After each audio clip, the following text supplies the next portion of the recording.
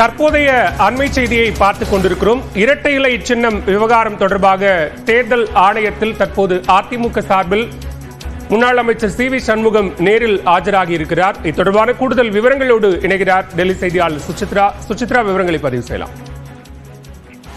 இரட்டை இலை சின்னத்தை முடக்க கோரி சூரியமூர்த்தி என்பவர் வழங்கியிருந்த புகார் மனு மீதான விரிவான விசாரணையை தற்பொழுது தேர்தல் ஆணையம் இன்று மற்றும் நாளை நடத்துவது முக்கியமாக பார்க்கப்படுகிறது. குறிப்பாக இதுவரை நிலுவையில் இருக்கக்கூடிய அதிமுக சின்னம் மற்றும் அதிமுக பொதுக்குழு முடிவுகளுக்கு எதிரான புகார்கள் மீது அனைத்து விரிவான விசாரணையை நேரில் ஆஜராகி விளக்கம் அளிப்பதற்கான ஒரு உத்தரவை ஏற்கனவே நோட்டீஸாக அனுப்பிய நிலையில் இன்று அதற்காக எடப்பாடி பழனிசாமி மற்றும் அதிமுகவுடைய தரப்பின் சார்பாக தற்போது முன்னாள் சட்டத்துறை அமைச்சர் சி.வி. சண்முகம் நேரில் ஆஜராகி விளக்கம் அளித்து வருகிறார்.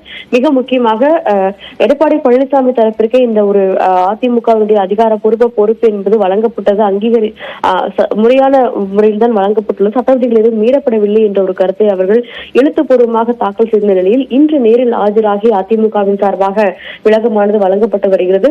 மிக முக்கியமாக இந்த விவகாரத்தில் அதிமுகவினுடைய அந்த பெயரையோ அல்லது இரட்டை இலை சின்னத்தையோ பயன்படுத்துவதற்கான தடையை எடப்பாடி பழனிசாமி தரப்பிற்கு விதிக்க வேண்டும் என்ற ஒரு கோரிக்கையை வலியுறுத்தி பன்னீர்செல்வம் சார்பாகவும் ஒரு மனு என்பது தேர்தல் ஆணையத்தில் வழங்கப்பட்டுள்ளது. அதன் மீதான ஒரு எழுத்துப்பூர்வமான பதிலையும் ஓபிஎஸ் தரப்பும் வழங்கியுள்ள நிலையில் இன்று மற்றும் நாளை ஆகிய 2 நாட்கள் மொத்தம் 7 மனுக்கள் மீதான அதிமுகவின் மீதான அந்த ஒரு விசாரணையை தேர்தல் ஆணையமானது நடத்த உள்ளது. அதன் பிறகு அனைத்து தரப்புடைய வாதங்களையும் கேட்ட பிறகு இறுதி முடிவு அறிவிக்கப்படும் என்ற ஒரு தகவலையும் தேர்தல் ஆணையத்தின் அதிகாரிகள் தெரிவித்தனர். முதற்கட்டமாக அதிமுகவுடைய முழு பொறுப்பும் தொண்டர்களும் எடப்பாடி பழனிசாமி தரப்பின் சார்பாகவே இருக்கிறார்கள்.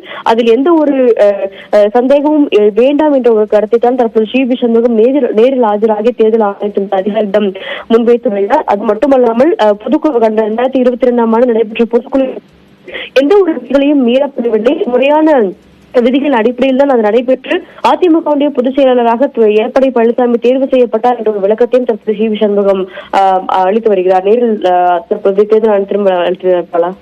விவரங்களுக்கு நன்றி சுசித்ரா.